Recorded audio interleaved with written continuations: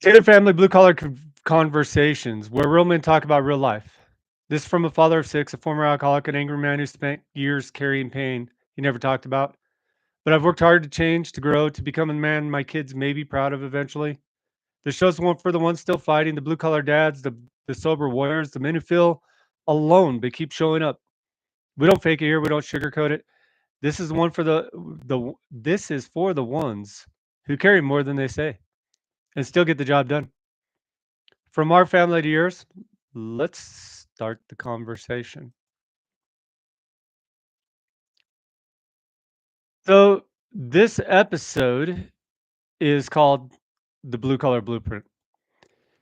It comes down to the questions of why we are losing blue collar workers in the world and stuff like that. So, um, sit down, get comfortable, listen, and let me know what you think.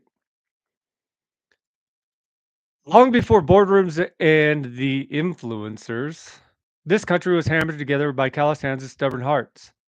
Built in barns, forged in weld shops, grown in fields under burning sun and bitter frost. While the elite sipped coffee behind polished desks, it was the carpenters, the welders, the farmers, the cop, the linemen who actually kept this country alive. We owe them more than a thank you. We owe them everything. This is for them. Before America was paved and lit up, it was built by hands with timber, nails, iron, fire, and pure grit. The early American carpenter wasn't just crafting houses, he was carving civilizations out of raw wilderness. Blacksmiths and welders were the heartbeat of survival. If your wagon broke, if your tools failed, if your rifle snapped, you needed a smith, and you needed it quick, or you didn't live long. When electricity came, linemen strung wires across open skies, falling to their deaths in brutal numbers. For decades, linemen was the deadliest job in America. And big projects like Hoover Dam, officially 96 dead. Unofficially, hundreds more, many buried alive in wet concrete to keep the deadliness moving and keep the job going. And I can tell you straight up, my grandfather and my great uncle worked on that project and said it is a fact that men are buried in that dam. Men literally entombed inside the concrete walls of the dam, forgotten, ignored. Underwater welders faced insane death rates. Cowboys fought daily battles against stampedes, horse wrecks, bandits. Most didn't live to see 35. Early electricians wired the city's raw current, no safety gear. Early plumbers dug trenches through typhoid and cholera infested ground, risking slow, ugly death to deliver clean water. Today we live easy because harder men paid the price. We owe everything we have to the men who risked everything they had. But the blueprint wasn't just built, it had to be protected. Let's talk about the men who stood between civilization and chaos. While farmers grew their food, the towns grew dark and violent. The frontier wasn't a Disney movie, it was hell. Alcohol, gambling, prostitution, gunfights ruled the streets. Every saloon was a war zone waiting to explode. Daily shootings were normal, no scandals. You went into town knowing you might not come home. Cattle rustlers and horse thieves raided ranches under moonlight, and the penalty for stealing a horse? Public hanging. No trial, no mercy. Public hangings were events. Towns gathered, children watched. The message was clear. There's a price for lawlessness. Lawmen and sheriffs, they wore tin stars, carried six shooters, and walked alone into chaos. In Dodge City, there were 19 murders a day with only 1,200 people.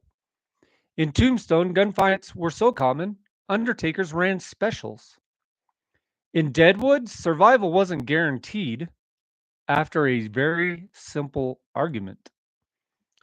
Life expectancy for the frontier workers was under 35 years, not from disease, but from violence. Soft hearts didn't last. Tough hands, quicker reflexes, that's what kept you breathing. And today we've traded real grit for fake fame, like imitation blue collar guys making videos that you watch on the internet. These clean guys doing dirty jobs, They're not clean because they're doing the job. They're clean because they're watching somebody else do the job. Let's talk about how far we've fallen and why it's time to reclaim real work. Real work versus our soft culture. Bloody hands, not keyboard hands. America was built by bloody hands, not keyboard warriors. Real education wasn't a classroom, it was a job site. It was broken bones, lost fingers, and busted pride, earned the hard way. Today's world teaches kids to cry behind keyboards. Back then, you settled a disagreement with your fists, in the dirt, face to face. Screens didn't build America, suffering did. Somebody had to lay the railroad ties with a broken back. Somebody had to weld the warship whole, blind in the shipyards. Somebody had to farm through the Dust Bowl. Somebody had to stand on a dark street with a badge and no backup. The luxuries we whine about today were brought with the blood of men who didn't have that luxury. Hoover Dam workers baked alive in tents. Alaskan pipeline workers froze and died by the dozens. Steelworkers laid tracks of railroads knowing death was likely every mile. You want to fix America? Start by fixing the idea that real work is beneath you.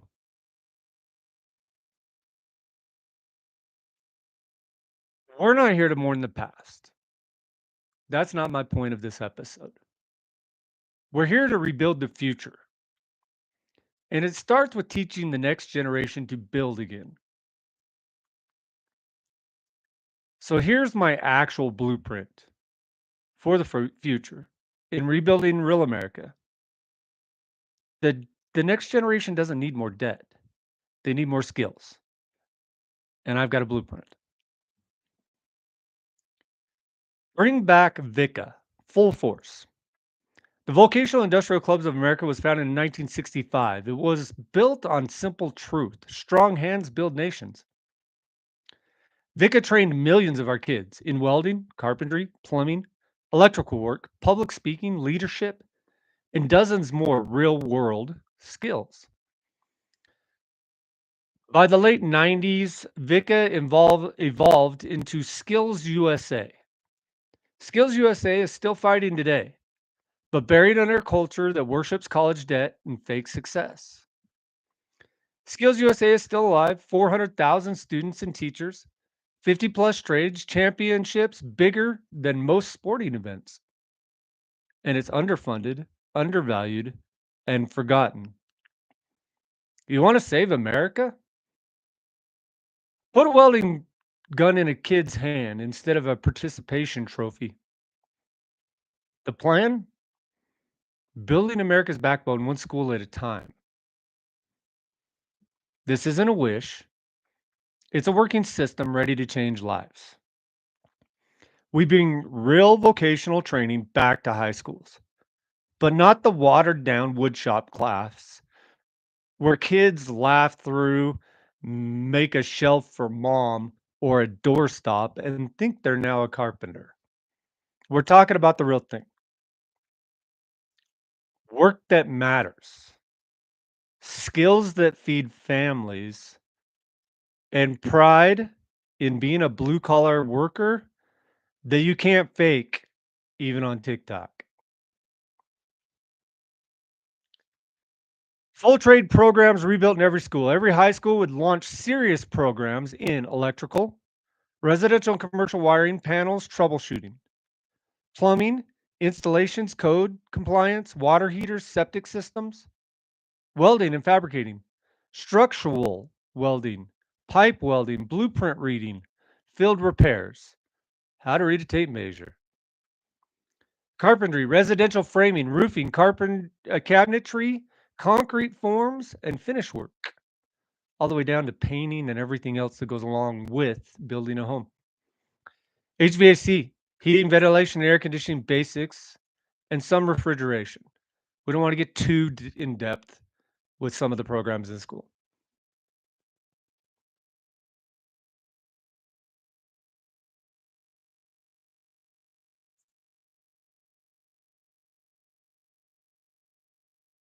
Automotive repair and custom fabrication, engine swaps, welding, bodywork, paint, culinary arts and food safety, food trailer construction and inspection compliance. So the program that I would actually like to do that is not just theory, it's not just sitting in your classroom. Would make sure that the young men and women in these programs, they get training in blueprint reading, basic business skills, including invoices, bids, permits, budgeting, stuff that we don't seem to teach anymore. Safety certifications, OSHA 10, first aid, rigging and lifting. Real world projects, like I said. Every school, every year, a students would complete 3 major real world projects. One, the school and the students in the vocational training would build a home. Students in electrical, plumbing, carpentry, HVAC, and welding work together. They build a real house. Framing, wiring, plumbing, roofing, siding, finishing. Must meet all local codes, inspections, not just pass a class. Full project management, estimating, budgeting, scheduling, permits, inspections, all taught. And at the end of the year, they auction it off and they sell the home. And the proceeds go back into the fund of the next year's materials, tools, and upgrades. So they can build a bigger house, better house, nicer house, more options, put in solar, implement all the new things of today, but teach the kids to do it. In the mechanic shop and auto body and stuff like that, automotive students, with the help from their welding fabricating students, build and fully restore a custom vehicle. The vehicle could be donated every year. I guarantee fundraisers will raise the money for this stuff. People love this stuff.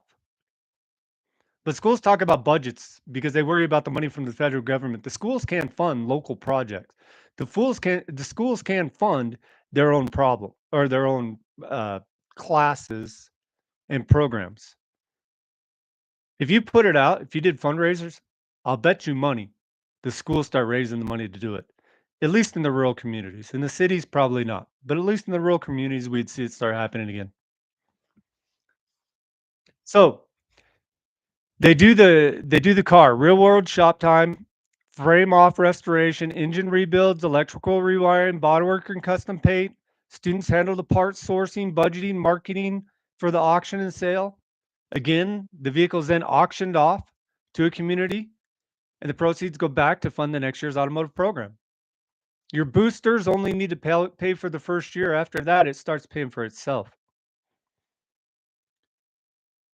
Another program that would teach carpentry, welding, electrical, plumbing, and all those skills all put together.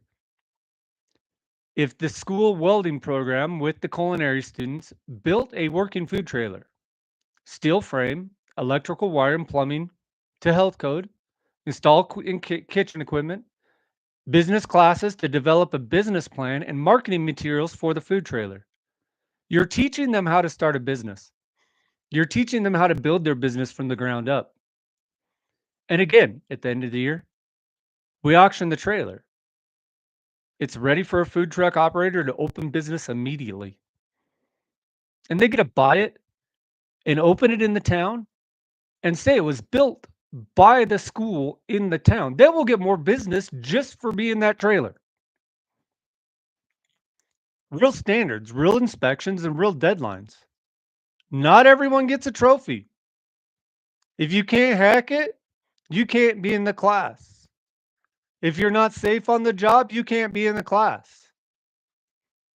If you can't live the blue collar life, you can't be in the class.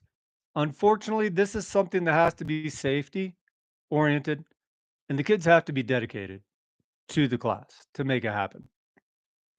The homes must pass state and local building inspections. Food trailers must pass health and code inspections for full legal operation. Vehicles must meet all state roadworthy inspections for auction and registration. Students must deal with the permits, inspections, rework, and deadline pressure, just like real life. At the end, they get this certification and an apprenticeship cert. They don't just graduate with a diploma, they graduate with a certification in real world portfolios. They have pictures. They can keep copies of the blueprint. They can show, I did this.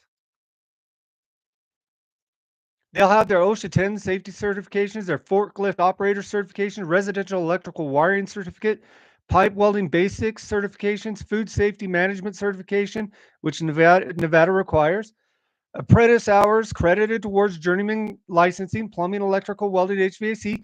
I guarantee you get with the unions, tell them you're starting this program. They will make sure you get the journeyman credits. Everybody's going to love this program, but somebody's got to start it. I'm not scared to do that part. I'm not scared to be the guy. I'll even be the face if people really want this face representing this program. I'd be glad to do it. But I don't have the money. And that's where the big things start. We got to start with a little money. So we start fundraisers. It takes money to even start the fundraisers. Then you have to go to the school board. You have to get approval. Then you have to put in all the class specifications. So we need some help writing all this. But I know there's people out there. I know there's people watching this that understand how to write all this. I don't care. I don't need the credit. Just do it. Do it. Take all the credit. Say it was your idea. I don't care. I'm not here for the glory. I'm here for the betterment of our country, the betterment of our society, and having strong, well trained, blue collar employees being brought up through the school system. They can start working on these homes their freshman year. By the time they hit their senior year, they have worked on 4 different homes, 4 different food trailers, 4 different cars. It's a huge step forward in this world. The cultural change, it brings pride back to the trades. The community would love seeing the house built, knowing that the students were doing it. It would become a spectacle. The food trailer, the automobiles, all these extra things, we would post them on the Instagrams and the TikToks of the schools and the Facebooks and all their social medias, and people would see the progress and they'd be excited. And by the time it came auction time, there'd be people lined up for that auction. Every project, every auction, every success builds pride. Kids see their house they built standing for decades. From the time they build that for the rest of their life, every time they drive past that house, they're going to say, I built that. And somebody's going to go, when? No, you didn't. No, you don't. Pictures are it's not true. And you can go, here's my class picture standing in front of it when I built it, you jerk. Families drive the truck that you restored for years. You get to see that truck driving through town. As high school kids, for the rest of the time that you're in this town, you'll see that truck drive by. You'll see it at the car shows because ultimately that's what it would be built for. We have a huge one in our area in Reno, Nevada. Y'all may have heard of it. I'm not going to say the name. It's a hot night in a month called August. There are tens of thousands of cars that come to that.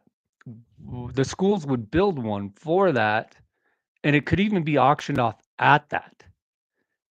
They would, I guarantee we could put in a whole section of the auction that auctioned every high school within 100 miles of here if they brought their cars.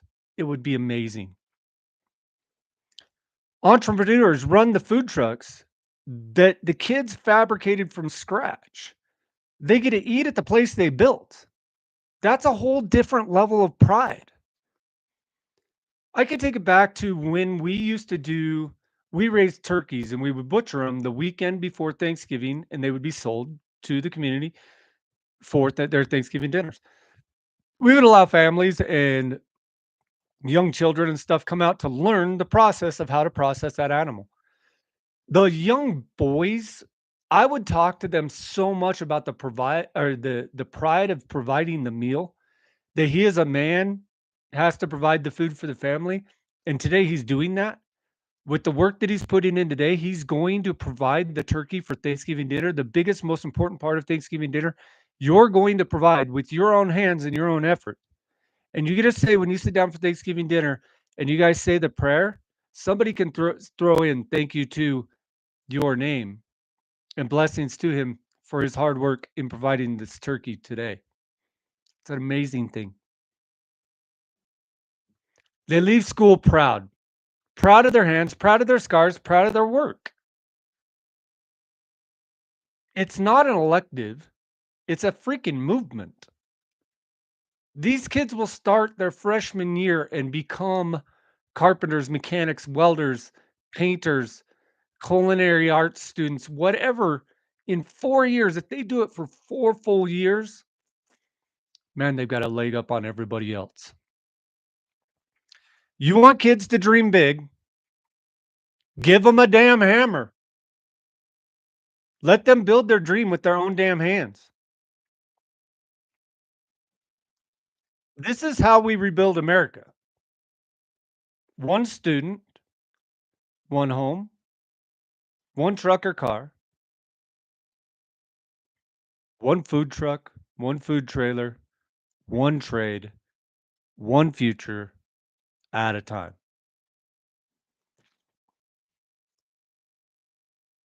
America wasn't built by suits. It was built by bloody hands, busted backs, and hearts just too freaking stubborn to quit. If we want to save it, we better start building again.